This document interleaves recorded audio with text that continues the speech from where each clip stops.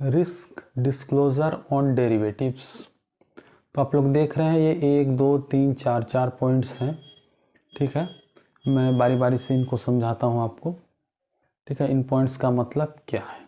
ठीक है फ्रेंड्स, अगर जूम करके आप देखें तो पहला जो पॉइंट है उसमें लिखा है 9 out of 10 individual trader futures and option segment incurred net losses. ठीक है, इसका मतलब क्या हुआ कि 9 में 10 में से 9 जो है वो लॉस में है, मतलब एक प्रॉफिट में है। ठीक है, मतलब समझ रहे हैं आप, हर 10 में से 9 व्यक्ति, 100 में से 90 व्यक्ति, 1000 में से 900 व्यक्ति, ठीक है, 1 लाख में से 90,000 व्यक्ति लॉस में। ये क्यों है? अगर आप सिंपली किसी भी तरह का कोई भी प्रोबेबिलिटी है तो उसमें से 5-5 तो रहेगा ही, 50-50। 50 लोग लॉस में होंगे, 50 लोग प्रॉफिट में होंगे। उसमें से इन 50 में थोड़ा थोड़ा धीरे धीरे काम करके लोग 60-70 में जाएंगे, तो ये 30 में आना चाहिए, प्रॉफिट 70 में जाना चाहिए। लेकिन प्रॉफिट तो यहाँ 10% दिख रहा है। रीज़न क्या है? जिन्होंने भी ये लॉस करा है इसने तो कभी नहीं लिखा कि पहला ही दिन लॉस है, ऐसा तो कुछ भी नहीं लिखा। मतलब नॉर्मल सभी ट्रेडर्स को लेकर के। ठीक है, तो क्या इसके लिए हमें इंट्राडे ट्रेडिंग को अवॉइड करना है?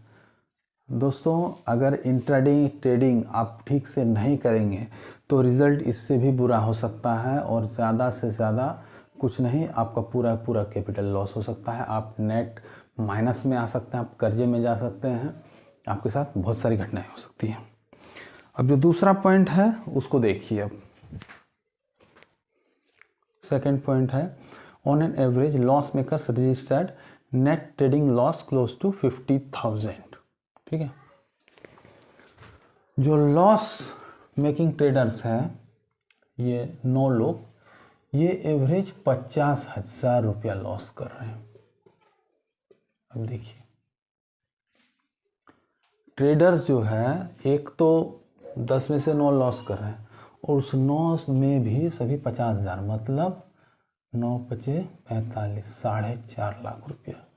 मतलब 10 ट्रेडर को पकड़ लीजिए तो उसमें 4.5 लाख का लॉस जा रहा है। अनबिलीवेबल, लेकिन सच्चाई ये मार्केट, ये सेबी का डाटा है, securities and exchange board of India. ठीक है, सेबी का डाटा झूठ नहीं बोल सकता है।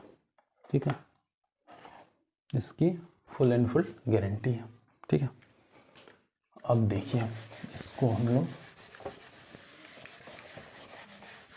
इसके बाद का डेटा और भी खतरनाक है। कहिए क्यों? क्योंकि ये क्या चीज़ लिख रहा है, देखिए ये थर्ड पॉइंट, कि over and above the net trading losses incurred, loss makers expended an additional 28% of net trading loss as transaction cost. अभी 28%, एक तो 50,000 गया ही, अब उसमें से 28% ट्रांजेक्शन कॉस्ट भी दीजिए। ठीक है, अब 50,000 में से आप जो है ट्रांजेक्शन कॉस्ट 28%, कितना हुआ? 28×5 = 140, मतलब 14,000 रुपया जोड़ लीजिए, नेट कितना हो गया? 64,000।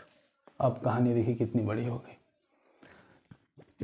अब इसको अगर फिर 9 से मल्टीप्लाई करें तो कितना हो जाएगा? 1 2 3,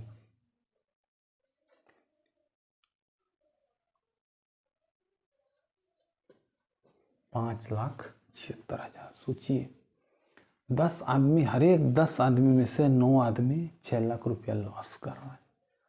अनबिलीवेबल भाई, मतलब एक आदमी पे 64,000, कितना खतरनाक। मतलब फिर भी लोग करे जा रहे हैं, करे जा रहे हैं। ठीक है, अब उसके बाद का पॉइंट देखिए। Those making net trading profits incurred between 15 to 50% of such profits as transaction cost. जो प्रॉफिट कर रहे हैं वो 15 से 50% तक जो है ब्रोकरेज, STT ये सब दे रहे हैं। T plus stamp duty, taxes वगैरह वगैरह। मतलब ये नो का तो बुरा हाल है ही। जब जो एक बच गए हैं वो भी अपना प्रॉफिट का 50% तक, ठीक है। अगर 6 लाख ये दे रहे हैं तो निश्चित बात है कि जो एक बच गया बंदा वो 6 लाख तो नहीं कमा रहा है, इतना तो निश्चित है, ठीक है। वो मैक्सिमम अगर कमा सकता है तो वो कमा सकता है आपका 4.5 लाख, लेकिन ऐसा होता नहीं है, ठीक है। 1% जो लोग हैं उनके पास बड़ा पैसा जा रहा है, 10 में से एक जो है उनके पास बड़ा पैसा नहीं जा, मतलब 10% के पास ना जा करके वो 1% के पास जाके डाइवर्ट हो जा रहा है। ये 9 लोगों का है कहानी। देखिए यहाँ पे इनको ऐड करना चाहिए था कि वो तो हो गया 100 लोगों को पकड़े गए हमने, 90 तो पूरे लॉस में गए, जो 9 बच गए, ठीक है, सॉरी 10 बच गए लेकिन एक को छोड़ दिया हमने, बाकी जो उसमें से फिर 90% बचे, उनका कहानी ये है कि 50% तक, 10 से 50%, तो एवरेज वो प्रॉफिट कर सकते हैं। एक का जो लॉस है 50,000 उससे दोगुना एवरेज। ये डेटा मुझे कहीं मिला नहीं है, ये मैं एक आपको जनरल कैलकुलेशन बता रहा हूँ। आपको अगर कहीं मिले तो आप उसको शेयर ज़रूर करिए हमारे साथ। तो ये जो 1 लाख रुपया है, ठीक है, इसमें से उनको मिनिमम 15,000 और मैक्सिमम 50,000 ये उनको पे कर देना पड़ रहा है अपना प्रॉफिट का। तब यहाँ से घटा दीजिए तो नेट इनका बच गया 50,000 प्रॉफिट। अब कहानी देखिए कहाँ पे आ गई कि सिर्फ एक बंदा का जो प्रॉफिट है वही ये रिकवर कर पा रहे हैं, बाद बाकी कहानी कुछ भी नहीं है। अब 1% में आपको आना मतलब समझ में आ रहा है आपको, जस्ट इम्पॉसिबल। पॉसिबल मैं ऐसा नहीं कर रहा हूँ कि नहीं कर सकते हैं आप, लेकिन उसके लिए बहुत मेहनत, बहुत ही टाइम, बहुत ही डेडिकेशन, ठीक है, थोड़ा सा लक भी चाहिए, उसमें आपको कंटिन्यूटी चाहिए, उसमें आपको सेल्फ डिसिप्लिन चाहिए, उसमें आपको चार्ट्स की नॉलेज चाहिए, उसमें आपको प्राइस एक्शन की नॉलेज होनी चाहिए। पूरा दिन बैठ करके आपको न्यूज़ देखना पड़ेगा, ठीक है, कहाँ बाज़ार, आप अगर सिर्फ शॉर्ट में न्यूज़ देख लीजिएगा तो शायद आपको कुछ पता नहीं चलेगा, ठीक है।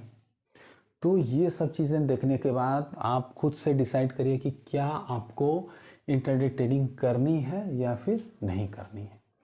आपको इंट्राडे अगर करना भी है तो आप इक्विटी में जाइए, आप ऑप्शंस में डायरेक्ट मत कूदिए। ये जी का जंजाल है, इसमें जान जाने का जोखिम है, इसलिए बिल्कुल अवॉइड करिए। बाद बाकी अगर आप करते भी हैं तो हमारा पिछला वीडियो देखिए, उसमें मैंने बताया है कि जो नए ट्रेडर्स हैं उनको कैसे संभल के चलना चाहिए, कैसे एक लॉट से ट्रेडिंग करनी चाहिए, और भी बहुत चीज़ें मैंने बताई हैं क्या क्या फॉलो करना चाहिए। तो इन सब के लिए हमारे चैनल को ज़रूर सब्सक्राइब करें, वीडियो पसंद आए तो लाइक करें, और ऐसे वीडियोस ज़रूर दोस्तों के साथ शेयर करें। ये उनकी लाइफ चेंजिंग हो सकती है। बहुत जगह आपको मोटिवेट किया जाता है ज़्यादा से ज़्यादा ट्रांजैक्शन करने के लिए, ज़्यादा से ज़्यादा आपको ट्रेड लेने के लिए, इनसे उनका फ़ायदा है। आप समझ रहे हैं ना, 90% से तो सीधे ही फ़ायदा ले रहे हैं, फिर जो उसमें और 9% बच गए उनसे भी आधा आधी ले ही रहे हैं, मतलब 99% से वो पैसा खा रहे हैं, वो सिर्फ एक आदमी से लॉस कर रहे हैं, ठीक है, उनसे भी लॉस नहीं कर रहे हैं, उनसे भी वो ब्रोकरेज तो छोड़ेंगे ही नहीं वो, ठीक है, वो तो लेंगे ही।